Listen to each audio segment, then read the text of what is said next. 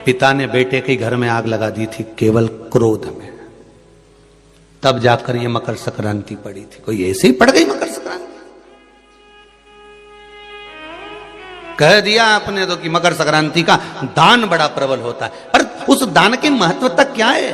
हमारे शास्त्र क्या कह रहे हैं, हमारे पुराण क्या कर रहे हैं, हमारे वेद क्या कर रहे हैं? हम तो सुनते हुआ हैं भीष्म पितामह बाणों की सैया पर पड़े तो उत्तरायण सूर्य आने वाला था, इसलिए तब प्राण त्यागूंगा।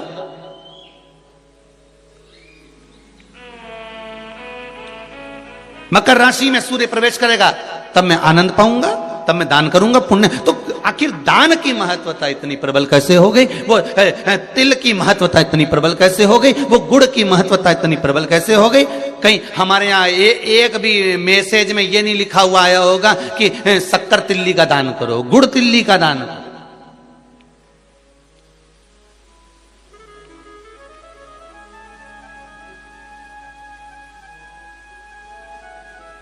ज्योतिष के हिसाब से तिल शनि है और गुड़ सूर्य है। ज्योतिष के हिसाब से तिल शनि है और गुड़ सूर्य है। कोई साधारण सा भाव नहीं प्रगटा है महाराज जी। इस मकर संक्रांति पर केवल लोगों ने कह दिया कि पतंग उड़ा लो, तो कितनी अच्छी बात है, हिंदू धर्म में कम से कम एक दिन दिया, उड़ा लो जितनी मैंने उड़ाओ, पर एक ही दिन उड़ाना रहे और एक ही दिन काटना। बाकी के दिनों में ना तो किसी के बारे में उड़ाना और ना किसी की काटना।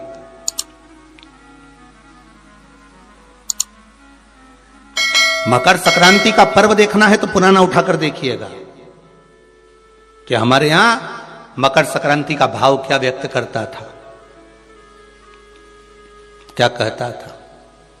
ना तो किसी के बारे में उड़ाओ और ना काटो। किसी की बहन बेटी जा रही है उसकी उड़ा दी, कोई का लड़का है तो उसकी उड़ा दी, कोई की सास है तो उसकी, कोई का ससुरा है तो उसकी, कोई गुरु है तो उसकी, कोई ब्राह्मण है तो उसकी, कोई बड़े से बड़ा मठाधीश पीठाधीश संत महात्मा जोगी सन्यासी तपस्वी जिसको तुम जानते तक नहीं, किसी की बहू बेटी को तुम पहचानते तक नहीं, किसी व्यक्ति को तुम पहचानते तक नहीं, एक बार नहीं मिले, बस एक व्यक्ति ने उड़ाई तो इन्हें भी ढील दे के उड़ाई।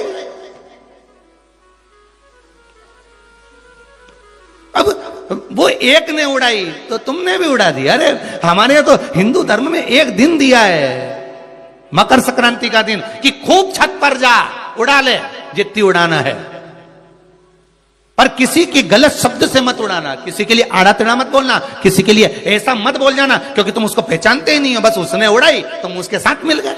दे ढील, चरखिल तो तुम ही पकड़े थे। उड़ाए जा उड़ाए जा उड़ाए जा। उन्हें उसकी बेटी के लिए कुछ कहा, 4 लोगों ने मिलकर और कह दिया, 5 लोगों ने मिलकर और कह दिया। किसी के बहू के लिए कहा, एक ने कहा, दूसरे ने फिर कह दिया, 4 ने मिलकर फिर कह दिया। किसी के बेटे के लिए कहा, किसी गुरु के लिए कहा, किसी ब्राह्मण के लिए कहा, किसी संत के लिए कहा, किसी साधु के लिए कहा। किसी ने एक संत पर उंगली उठाई, सबने उड़ाना चालू कर दिया। किसी ने एक गुरुजन पे उंगली उठाई, सबने उड़ाकर चालू कर दिया। हम उड़ा रहे, ना तो जानते ना पहचानते, ना देखा ना भाला, ना कभी उससे मिले ना जाने, बस उसने उड़ाई थी और तुमने जरखिल से ढील देकर उड़ाना चालू कर दिया।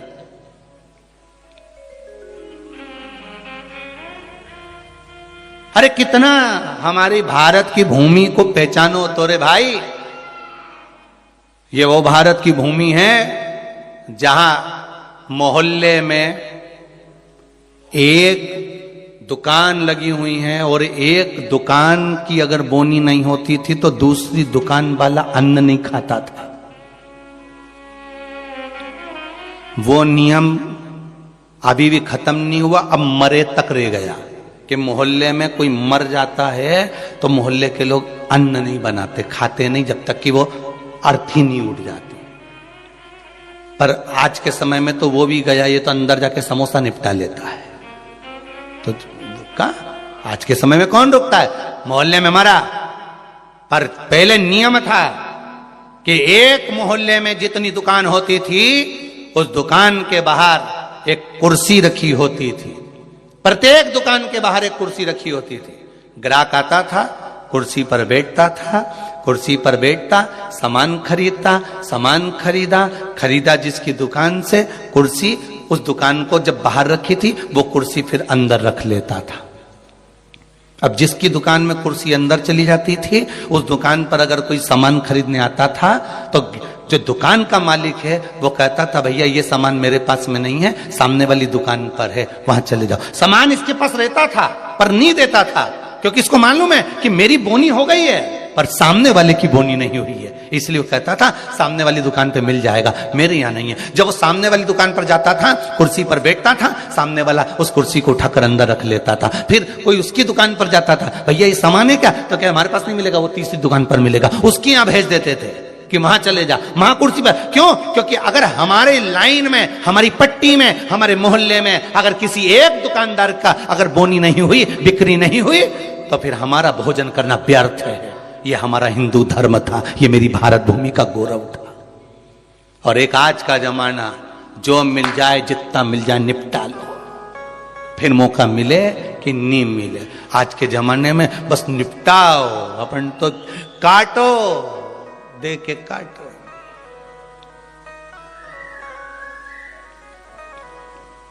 अरे भगवान से भी कहना, पतंग उड़े आकाश माने, डोर थारा हाथ मां, ओ वल्लभ मारी पतंग ऊंची राख जो। श्री जी बाबा मारी पतंग ऊंची राख जो, गोवर्धन बाबा मारी पतंग ऊंची राख, ओ भोले बाबा मारी पतंग ऊंची राख जो। भगवान से प्रार्थना करना, और दिया एक दिन भगवान ने, उड़ा लो जितनी उड़ाना है।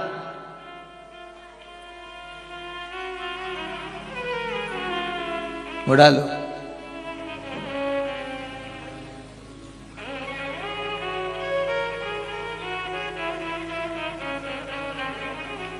महाराज ज्योतिष में तिल को शनि और गुड़ को, जम के बोलो जरा, सूर्य कहा गया है। दोनों बाप और बेटे का मिलन करवाया, क्योंकि इन दोनों की बनती नहीं थी। शनि की सूर्य से ना बने, सूर्य देव की शनि देव से ना बने, दोनों का मिलन है, दोनों का मिलन। महाराज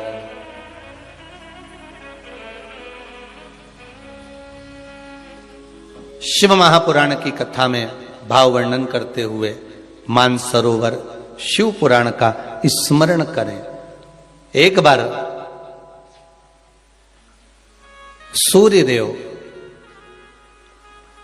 अपने बेटे शनि के घर गए। शनिदेव का घर है कुंभ। कौन सा घर है? कुंभ।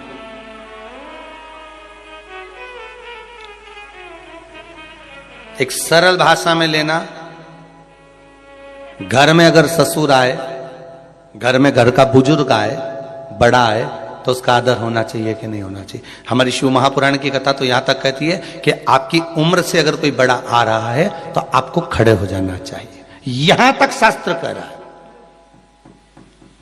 कोई आदरणीय आ रहा है, कोई गुरुजन आ रहा है, कोई साधुजन, कोई सन्यासी, तपस्वी, साधक, उपासक, ब्राह्मण जन, घर के कोई बड़े, माता पिता, ताऊ ताई, चाचा चाची, जो घर के बड़े आ रहे हैं, अगर कोई वयो आ रहा है, कोई वृद्ध आ रहा है, अपने केवल घर के ही नहीं, बाहर का भी अगर कोई बड़ा है, आदरणीय है, सत्कार वाला है, सम्मान वाला है, तो उठ के खड़े हो जाना चाहिए।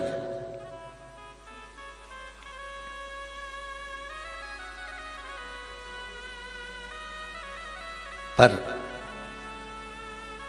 जिन शनि महाराज का विवाह चित्ररथ की कन्या के साथ हुआ था, वो चित्ररथ की कन्या तो ये विचार में पड़ी थी कि मैं स्वयं इतनी प्रबल और जिसका पति इतना प्रबल,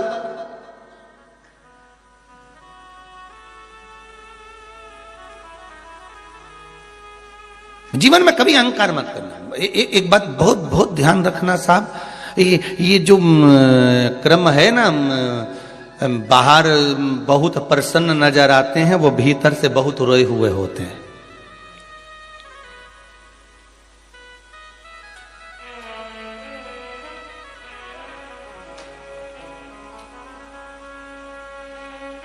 किसी ने पूछ लिया,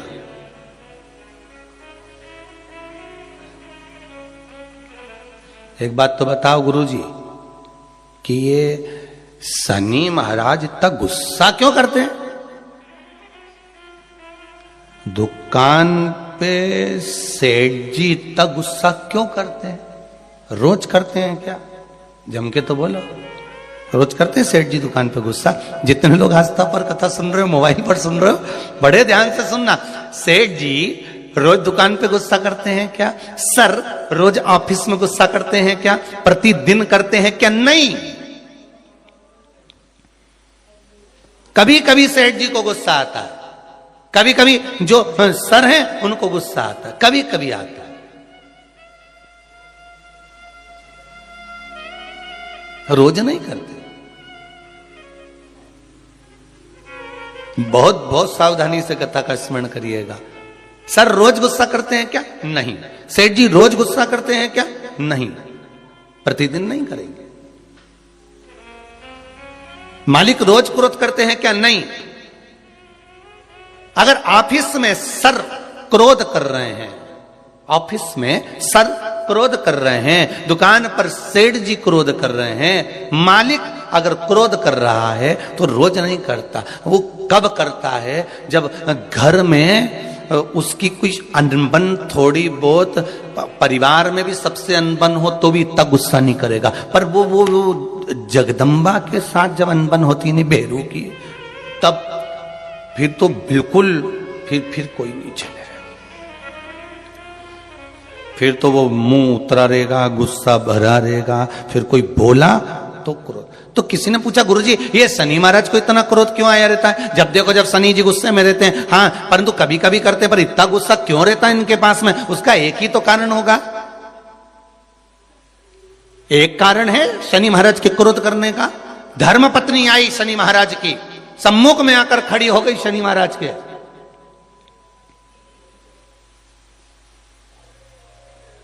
और अपने कार्य में शनि महाराज लगे रहे।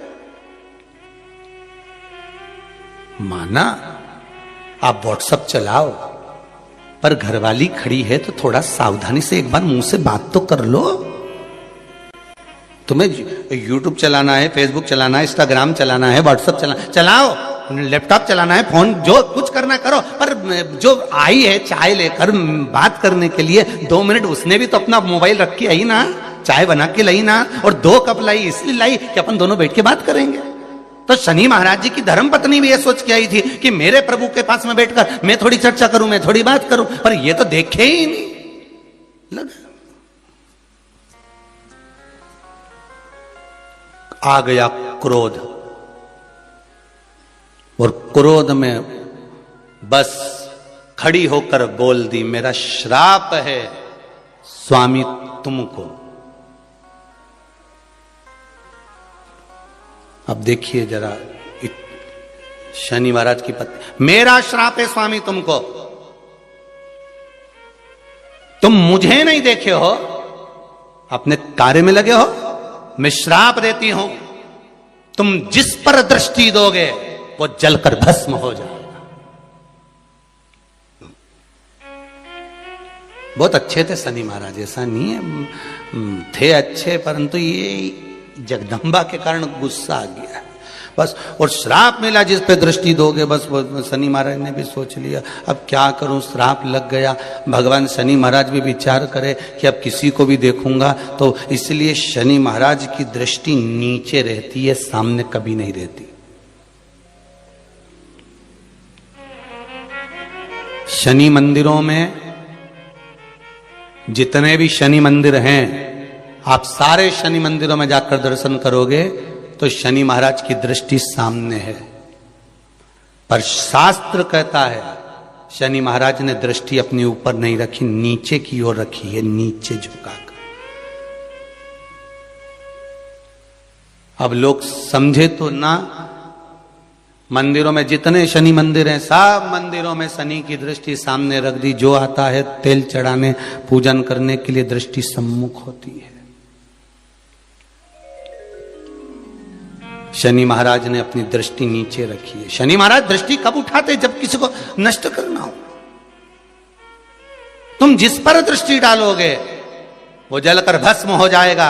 ये शनि महाराज की धर्म पत्नी ने कहा है। और आज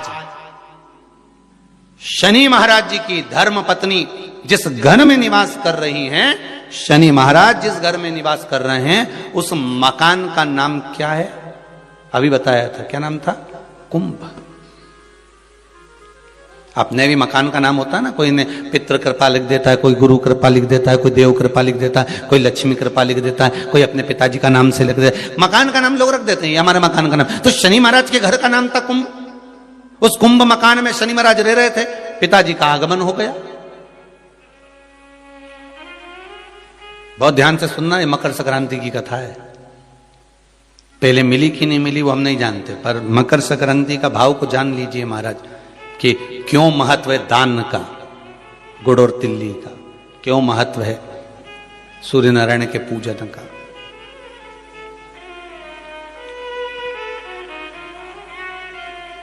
महाराज शंभु शरणे पड़ी, मांगू घड़ी रे घड़ी, दुख काटो दया करी ने दर्शन आपो। हे शिव करुणा सागर भगवान ओघड़दानी त्रिकालदर्शी शंकर की कथा कर रही है। भगवान सूर्य नारायण का प्रवेश हुआ कुंभ में, घर में प्रवेश करा। जैसे ही प्रवेश करा शनि महाराज तो उठ खड़े हुए, पर बहू खड़ी नहीं। घर का अगर कोई बड़ा आए, आदरणीय आए, सम्माननीय आए, तो उसको आदर देना चाहिए, सत्कार करो।